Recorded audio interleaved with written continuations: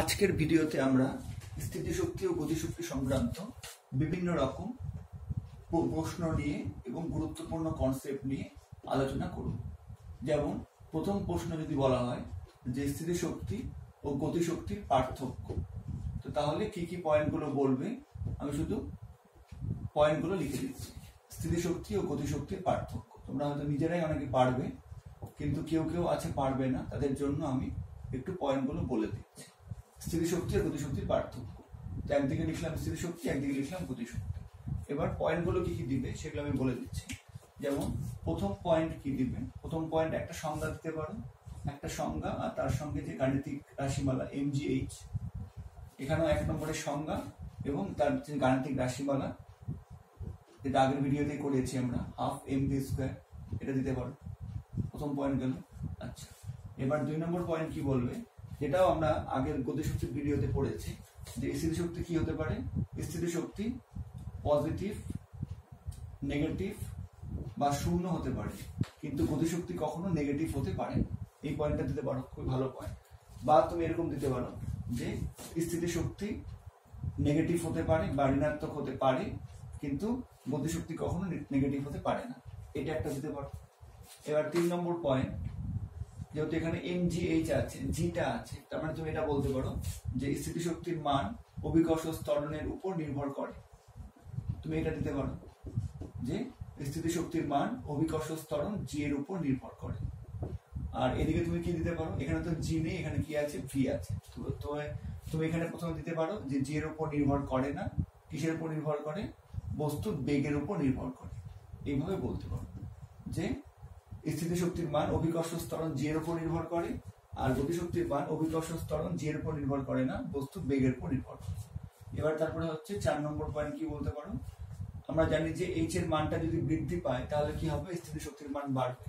তুমি এই পয়েন্টটা বলতে পারো যে যদি হচ্ছে নির্দেশ তল থেকে বস্তুর উচ্চতা, আমি জাস্ট বলে দিচ্ছি, তোমরা লিখে নিবে, যদি নির্দেশ তল থেকে বস্তুর উচ্চতা এইচ এর মান বৃদ্ধি পায় তাহলে কি হবে, তাহলে হচ্ছে স্থিতিশক্তিও বৃদ্ধি পাবে।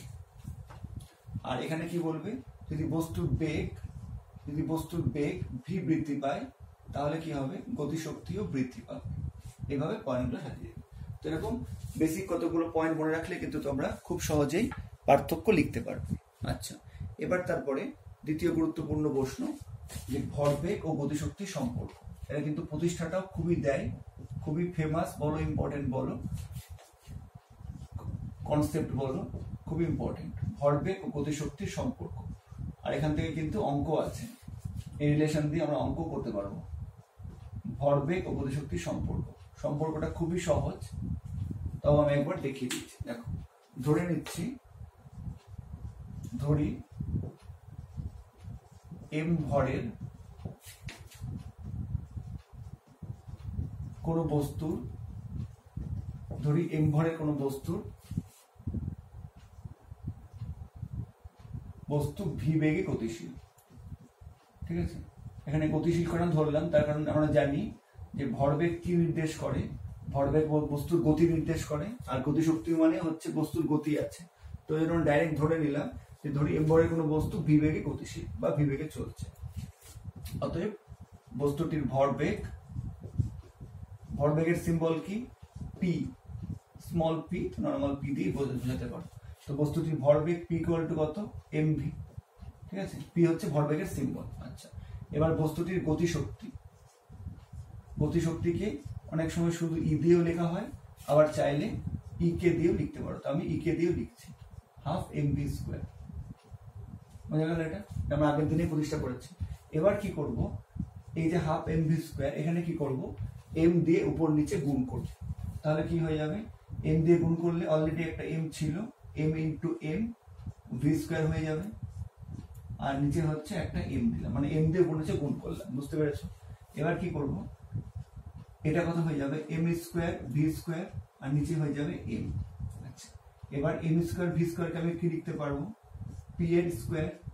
কেন লিখতে পারবো, কারণ এই যে p সমান সমান mv, এটা তুমি চাইলে ব্র্যাকেটে লিখেও দিতে পারো, যেহেতু p সমান সমান mv হয়ে গেল।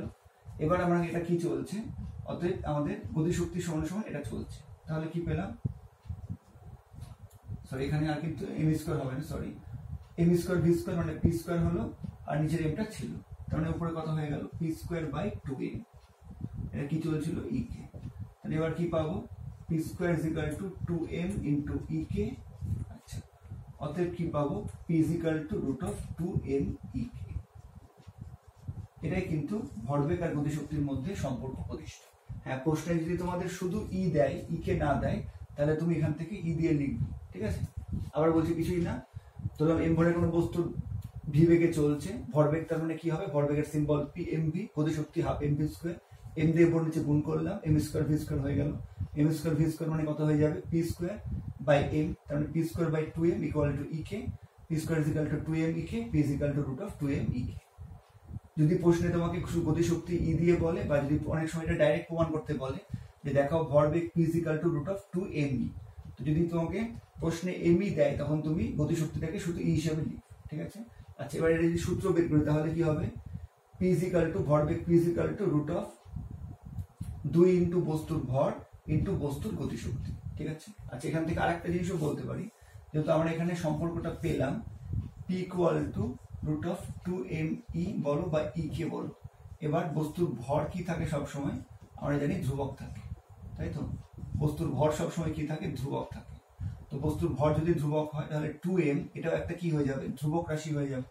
তখন আমরা কি বলতে পারবো, পি কার সঙ্গে সমানুপাতিক হবে, গতিশক্তির বর্গমূলের সঙ্গে সমানুপাতিক হয়ে যাবে, ঠিক আছে। যদি বস্তুর ভর ধ্রুবক থাকে তাহলে কি হবে, তাহলে ভরবেগ পিটা কার সঙ্গে সমানুপাতিক হবে, গতিশক্তির বর্গমূলের সঙ্গে সমানুপাতিক হবে।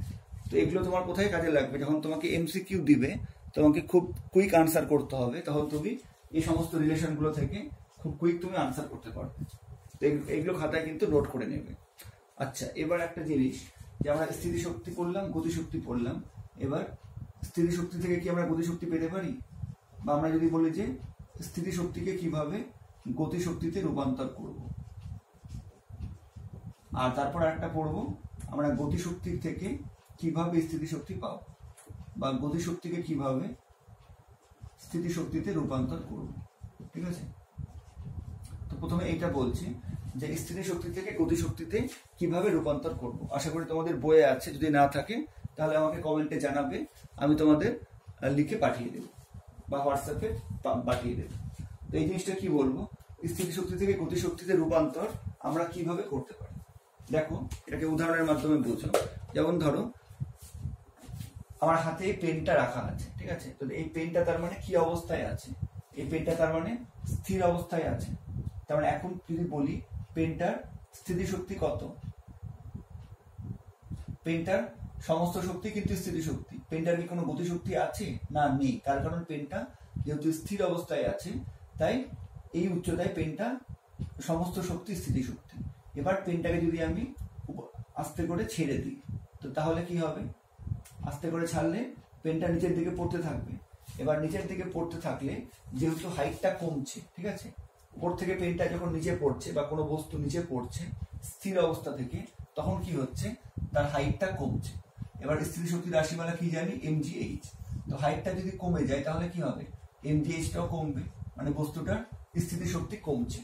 আচ্ছা, এবার তোমরা পড়েছো যে পতনশীল বস্তুর সূত্রাবলী, কোনো বস্তু যত নিচে পড়তে থাকে তত কি হয়, তার বেগ বাড়তে থাকে। আবার বেগ বাড়লে কি বাড়বে, যেহেতু গতিশক্তির রাশিমালা কি হাফ এম ভি স্কোয়ার, তাই বেগ যত বাড়বে তত কি হবে, তার গতিশক্তিও বাড়বে। তার মানে আমরা কি বলতে পারি, যে কোনো বস্তুকে যখন আমরা উপর থেকে ছেড়ে দিচ্ছি, তখন প্রথমে বস্তুর সমস্ত শক্তি কি ছিল, স্থিতিশক্তি, কিন্তু উপর থেকে ছেড়ে দিলে বস্তুটা যেহেতু উচ্চতা কমছে, তাই বস্তুর স্থিতিশক্তি কমছে। কিন্তু বস্তুটা যেহেতু উপর থেকে নিচের দিকে পড়ছে, তার ফলে কি বস্তুটার বেগ বাড়ছে, আর তার ফলে বস্তুটার গতিশক্তিও বাড়ছে। তো তার সেই জন্য আমরা বলতে পারি কোনো বস্তুকে উপর থেকে নিচে ছেড়ে দেওয়া হলে কি হবে, বস্তুর স্থিতিশক্তি আস্তে আস্তে কমবে এবং গতিশক্তি বাড়বে। এরপর বস্তু যখন ভূপৃষ্ঠ বা মাটি স্পর্শ করবে, তার ঠিক আগের মুহূর্তে তার স্থিতিশক্তি শূন্য হয়ে যাবে। এবার বলছি কেন, ধরে নাও এটা হচ্ছে ভূপৃষ্ঠ বা মাটি, এবার বস্তু যখন ভূপৃষ্ঠ বা মাটি বা এটাকে স্পর্শ করবে, তার ঠিক আগের মুহূর্তে হাইট কত হয়ে যাবে, শূন্য। তখন বস্তুটার স্থিতিশক্তি কত হয়ে যাবে, শূন্য হয়ে যাবে। কিন্তু ওই সময় বস্তুর গতিশক্তি কত হবে, ম্যাক্সিমাম হবে, বা গতিশক্তি সর্বোচ্চ হবে। তার কারণ আমরা জানি পতনশীল বস্তু সূত্রানুযায়ী কোনো বস্তু যত নিচে নামতে থাকে তার বেগ তত বাড়তে থাকে, আর বেগ যত বাড়বে তত কি হবে, গতিশক্তিও কিন্তু বাড়বে। তো আবার বলছি পুরো জিনিসটা, যে স্থিতিশক্তি থেকে গতিশক্তির রূপান্তরটা কিভাবে বলবো, এরকম করে বলতে পারি যে কোনো বস্তুকে কোনো উঁচু স্থান থেকে যদি ভূপৃষ্ঠের দিকে ছেড়ে দেওয়া হয় তাহলে কি হবে, তার স্থিতিশক্তি গতিশক্তিতে রূপান্তরিত হতে থাকবে। প্রাথমিক অবস্থায় বস্তুটির সমস্ত শক্তি কি আছে, স্থিতিশক্তি। যত বস্তুটা নিচের দিকে নামতে থাকবে তত তার স্থিতিশক্তি কমতে থাকবে এবং গতিশক্তি বাড়তে থাকবে, এবং ভূপৃষ্ঠ স্পর্শ করার ঠিক আগের মুহূর্তে বস্তুর স্থিতিশক্তি সবচেয়ে কম হবে বা শূন্য হবে, কিন্তু ওই সময় গতিশক্তি সর্বোচ্চ হবে। তো তোমরা এটা শুনেও লিখে নিতে পারো যদি বই না থাকে, বা আমাকে কমেন্টে জানাবে, আমি বলে দেব। আচ্ছা, এবার উল্টোটা পড়ি আমরা, যে গতিশক্তিকে কিভাবে স্থিতিশক্তিতে রূপান্তর করব, গতিশক্তি থেকে স্থিতিশক্তি। তো এর জন্য খুব সহজ উদাহরণ, কোনো বস্তুকে আমি যদি উপরের দিকে ছুড়ে দিই, ধরো এই বস্তুকে আমি উপরের দিকে ছুড়ে দিলাম, তো তাহলে কি হবে, বস্তুটা যেহেতু উপরের দিকে যাচ্ছে, প্রথমে বস্তুর তার মানে সমস্ত শক্তি কি ছিল, গতিশক্তি। তার কারণ আমি বস্তুটাকে উপরের দিকে ছুটছি কি দিয়ে, কোনো একটা বেগ দিয়ে, তার ফলে প্রথমে বস্তুর সমস্ত শক্তি কি আছে, গতিশক্তি। এবার বস্তুটা যত উপরে যাবে তত কি হবে, তার বেগটা কমতে থাকবে এবং তার ফলে বস্তুর গতিশক্তি কমতে থাকবে। এবার সর্বোচ্চ উচ্চতায় খেয়াল করবে, সর্বোচ্চ উচ্চতায় কি হচ্ছে, বস্তুটা মুহূর্তের জন্য কিন্তু থেমে যাচ্ছে, খেয়াল করা ঠিক মতো, সর্বোচ্চ উচ্চতায় বস্তুটা মুহূর্তের জন্য থেমে যাবে। তো তার মানে সর্বোচ্চ উচ্চতায় বস্তুর বেগ কত হয়ে যাবে, 0। এবার যদি বেগ 0 হয়ে যায় তাহলে হাফ mv স্কয়ার হয়ে যাবে 0। তো হাফ mv স্কয়ার 0 মানে কি, বস্তুটার গতিশক্তি হয়ে যাচ্ছে 0। তার মানে সর্বোচ্চ উচ্চতায় যখন বস্তুটা মুহূর্তের জন্য স্থির হচ্ছে তখন বস্তুটার বেগ 0 হওয়ার জন্য গতিশক্তি 0 হয়ে যাচ্ছে, কিন্তু ওই সময় কিন্তু বস্তুটার স্থিতিশক্তি সর্বোচ্চ হচ্ছে। তার কারণ বস্তু যখন সর্বোচ্চ উচ্চতায় যাচ্ছে তখন বস্তুর এইচ বা হাইটটা কি হচ্ছে, সব থেকে বেশি হচ্ছে, আর যেহেতু স্থিতিশক্তি মানে mgh, সেই জন্য হাইটটা বেশি হওয়া মানে কিন্তু বস্তুর স্থিতিশক্তি বেশি হওয়া। তো তার মানে এটাকে কিভাবে বলবো, যে গতিশক্তি কিভাবে স্থিতিশক্তি রূপান্তরিত হবে, এটা কিভাবে বলবো, যে কোনো বস্তুকে যদি কোনো বেগ দিয়ে ভূপৃষ্ঠ থেকে উপরের দিকে ছুড়ে দেওয়া হয় তাহলে তার গতিশক্তি স্থিতিশক্তিতে রূপান্তরিত হয়। এবার তারপরে বলবো, প্রাথমিক অবস্থায় বস্তুটির সমস্ত শক্তি হচ্ছে গতিশক্তি, বস্তুটি যত উপরের দিকে ওঠে তত বস্তুটার গতিশক্তি কমে এবং স্থিতিশক্তি বাড়ে, কারণ উচ্চতা বৃদ্ধির জন্য।